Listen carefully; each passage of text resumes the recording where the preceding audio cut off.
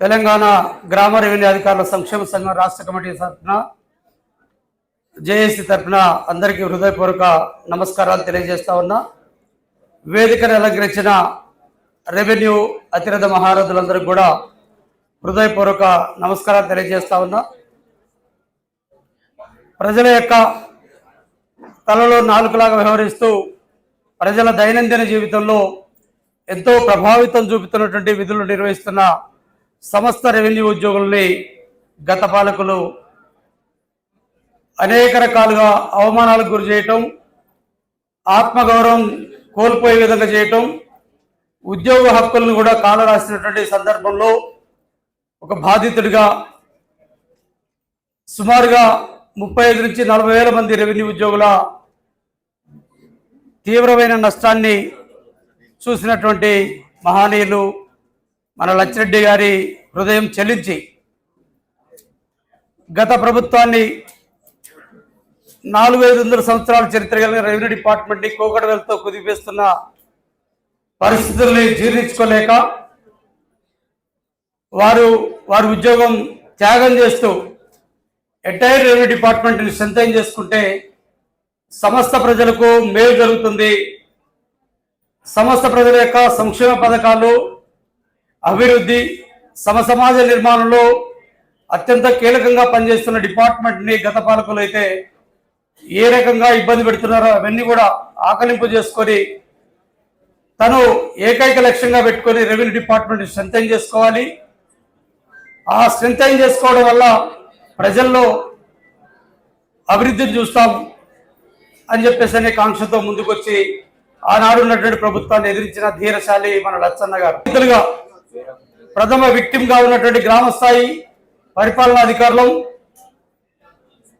గత ప్రభుత్వం జారీ చేసిన 121 జీవోలో చెట్టుకోగరం పొట్టుకోగరం కాగడమే కాకుండా డీగ్రేడ్ చేయబడి అటెండర్లుగా, కామాడిలుగా, వంట కుక్కులుగా, స్వీపర్లుగా, ఒక మహిళా జీపు డ్రైవర్లుగా ఒక అర్ధరాత్రి పూట నిరంకుశ విధానాలతో సిసిఏ రూల్స్, ఉద్యోగ రూల్స్, ఒక మానవ హక్కులు కూడా సైతం కాలరాసి ఒక లాటరీ పద్ధతిలో ఇతర డిపార్ట్మెంట్లో మమ్మల్ని రీడిప్లాయ్ చేసినప్పుడు ఆనాడు మేము గొప్పవాళ్ళం చెప్తున్నటువంటి వారు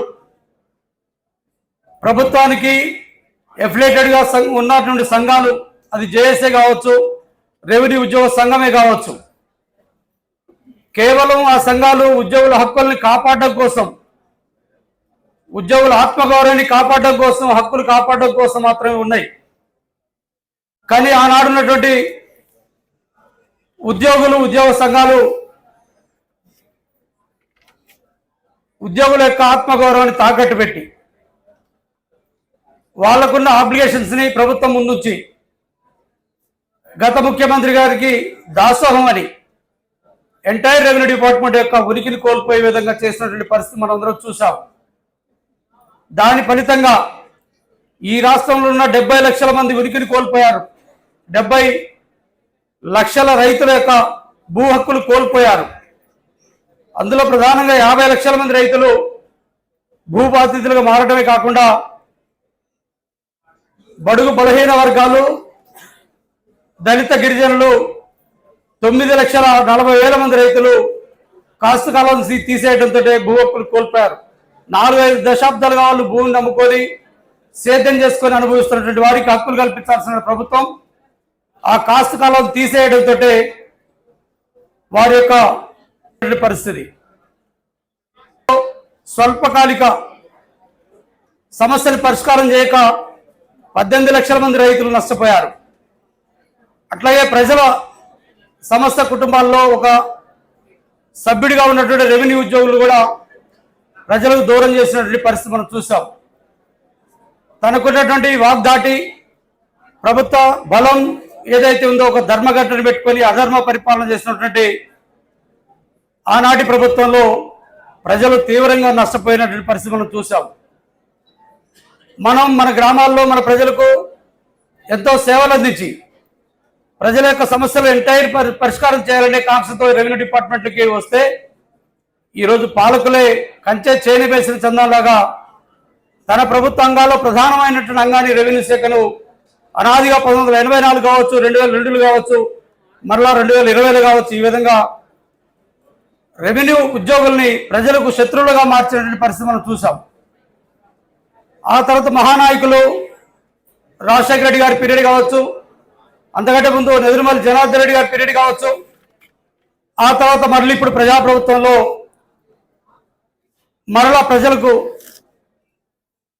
చక్కటి పరిపాలన అందించడానికి, ప్రజల దైనందినంలో జీవితంలో ప్రజాప్రభుత్వాల పాలన అందించి ప్రజాభివృద్ధిలో కీలక భాగస్వామిగా ఉంచేదానికి మరలా రెవెన్యూ వ్యవస్థని పునర్నిర్మాణం చేసే క్రమంగా ఈరోజు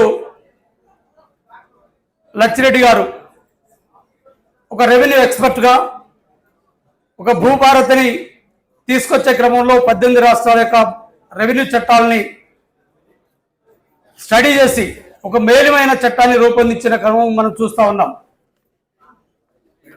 ఈ పరిస్థితుల్లో గ్రామ స్థాయిలో రెవెన్యూ వ్యవస్థ పదిలపడాలంటే తప్పకుండా భూభారతిని తీసుకొచ్చి అందులో తప్పకుండా గ్రామ స్థాయిలో భూభారతిని ఇంప్లిమెంట్ చేయాలి. కాబట్టి ఒక అధికారి ఉండాలనే కాంక్షతోటే ఈరోజు మరలా 5,000 మందికి రెట్టింపుగా 11,000 మందిని గ్రామాధికారులను తీసుకొచ్చే ఒక చక్కటి వ్యూహంతో ఈరోజు లచ్చిరెడ్డి గారు ఈ రాష్ట్రంలో ఉన్నటువంటి సమస్త ప్రజలకు న్యాయం చేసేదానికి ప్రతి గ్రామానికి కూడా 10,954 గ్రామాలకు ఒక అధికారిని పెట్టే విధంగా వ్యూహరచన చేసి సక్సెస్ చేసినటువంటి మహానాయకుడు లచ్చిరెడ్డి గారికి పాదాభివందనాలు తెలియజేస్తా ఉన్నా. ఈరోజు ఉద్యోగుల హక్కులే కాదు, ప్రజల హక్కులు కూడా కాపాడేదానికి కూడా వ్యూహరచనలు చేసి వచ్చినటువంటి లచ్చిరెడ్డి గారు, ఆ లచ్చిరెడ్డి గారిని అనేక రకాలుగా క్రిటిసైజ్ చేయాలని, అనేక రకాలుగా డీఫేమ్ చేయాలని, మరి ఏదైతే కుట్రలు చేస్తున్నటువంటి వాళ్ళని మనం చూస్తూ ఉన్నాం. ఆనాడు ప్రభుత్వానికి అడ్డగాగి ప్రజలకు మేలు చేయాల్సింది పోయి, డిపార్ట్మెంట్ స్ట్రెంథెన్ చేయాల్సింది పోయి, దానికి వ్యతిరేకంగా చేసి ప్రజలకు నష్టం జరిగేది విధంగానే కాకుండా ఎంటైర్ రెవెన్యూ డిపార్ట్మెంట్ని నిర్వీర్యం చేసినటువంటి పరిస్థితిలో ఏకైక వీరుడిగా ధీరుడిగా ఈరోజు ఎంటైర్ డిపార్ట్మెంట్ని ఉద్ధరిస్తున్నటువంటి ఉద్ధరణకర్త మన లచ్చిరెడ్డి గారికి హృదయపూర్వకంగా నమస్కారాలు తెలియజేస్తా ఉన్నా. ఈరోజు గ్రామ స్థాయిలో రెవెన్యూ పాలన రావడానికి ఆప్షన్ పద్ధతిలో 129 జీవో ఇస్తే ఆ 129 జీవోని కూడా ఈరోజు రద్దు చేయడానికి కొన్ని శక్తులు కుళ్ళు కుతంత్రాలతో కుయుక్తులతో ముందుకు పోతా ఉన్న పరిస్థితి మనం చూస్తూ ఉన్నాం. అట్లాంటిది వారికి చెప్పబెట్టుగా ఈరోజు ఎంటైర్ రెవెన్యూ డిపార్ట్మెంటు ఉద్యోగులు ఈరోజు ఆత్మీయ సమ్మేళనాల పేరుతోటే వందలాదిగా వేలాదిగా తరలి వచ్చి లచ్చన్నకి మద్దతు ఇస్తూ ఉంటే కూడా వారు జీర్ణించుకోలేని పరిస్థితి మనం చూస్తూ ఉన్నాం. ఈరోజు అంతేకాదు రాష్ట్ర ప్రభుత్వం యొక్క ఖ్యాతిని పెంచే విధంగా ఈ లచ్చన్న వ్యూహంలో ఉన్నటువంటి రెవెన్యూ యంత్రాంగం మొత్తం కూడా ప్రజా సంక్షేమాన్ని ఈరోజు ముందుకు తీసుకుపోయేదానికి, ప్రభుత్వ పాలనని ముందుకు తీసుకుపోయేదానికి అకుటిత దీక్షతోటే కఠినమైన పరిపాలన అందించడానికి, ప్రజలకు మేలు చేసే కార్యక్రమంలో 24 గంటలు పనిచేసేదానికి కూడా ఈరోజు సంసిద్ధం చేయడంలో ఈ ఆత్మీయ సమ్మేళనాలు ఉపయోగపడుతున్నాయి అనేది నేను పూర్తిగా విశ్వసిస్తా ఉన్నా. అట్లాగే లచ్చన్న ఏ కార్యక్రమాలు ఇచ్చినా కూడా ఎవరు ఆపినా ఆగకుండా లచ్చన్న హృదయాల్లో నిలిచిపోయినటువంటి పరిస్థితి చూస్తూ ఉన్నాం. లచ్చన్న పిలుపంటే ఆగమేఘాల మీద ఈరోజు కదులుతున్న పరిస్థితి మనం చూస్తూ ఉన్నాం. అందుకే సోదర సంఘాలకు చెమట పుడతా ఉంది, ఈరోజు కాళ్ళు వణుకుతా ఉన్నాయి, కాళ్ళ కింద ఉన్న మట్టి కూడా కదులుతా ఉన్నటువంటి పరిస్థితి మనం చూస్తూ ఉన్నాం. కబర్దారనే పరిస్థితులు కూడా ఈరోజు రెవెన్యూ ఉద్యోగులు, మీరు మా కుటుంబాల్లో చీకటిని నింపారు, మా కుటుంబాల్లో వెలుగులు నింపుతున్న లచ్చన్నకి మేము అండగా ఉన్నాం, మీరు లచ్చన్న జోలికి వస్తే మీ అంతు చూస్తామని చెప్పేసి కూడా ఈరోజు ప్రతి రెవెన్యూ ఉద్యోగి కూడా చెప్తున్నటువంటి పరిస్థితి మనం చూస్తూ ఉన్నాం.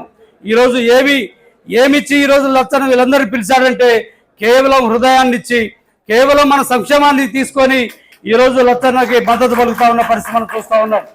లచ్చన్న ఈరోజు ఎంటైర్ రెవెన్యూ డిపార్ట్మెంట్కే కాదు, ప్రభుత్వ ఖ్యాతిని పెంచే విధంగా వ్యూహరచనలు చేస్తూ ప్రజల్లోకి పోయి ప్రజా మద్దతు పొందే విధంగా ప్రజల యొక్క రూపకల్పనలో అత్యంత కీలకంగా పనిచేస్తూ ఒక రెవెన్యూ ఎక్స్పర్ట్గా ఈరోజు ఉన్నందుకు వారికి కృతజ్ఞతలు తెలియజేస్తూ, ఈరోజు లచ్చన్న ఏ కార్యక్రమం ఇచ్చినా సరే రేపు రాబోయే 11,000 మంది కూడా లచ్చన్నకి వీర సైనికులుగా మారుతాం. లచ్చన్న ఇచ్చిన కార్యక్రమాలని దిగ్విజయం చేస్తాం. ఈరోజు ప్రజలకు వెన్నట్టు ఉండి ప్రజా సంక్షేమంలో కీలకంగా పనిచేస్తాం. న్యాచురల్ కెలామిటీసే కావచ్చు, ఎలక్షన్ విధులే కావచ్చు, లా అండ్ ఆర్డర్ ప్రాబ్లమ్సే కావచ్చు, సమస్యల పరిష్కారంలో కీలకంగా రెవెన్యూ ఉద్యోగులుగా మారుతామని చెప్పేసి లచ్చన్నకు టీం మొత్తానికి కూడా హృదయపూర్వక కృతజ్ఞతలు తెలియజేస్తూ ముగిస్తా ఉన్నా. Thank you.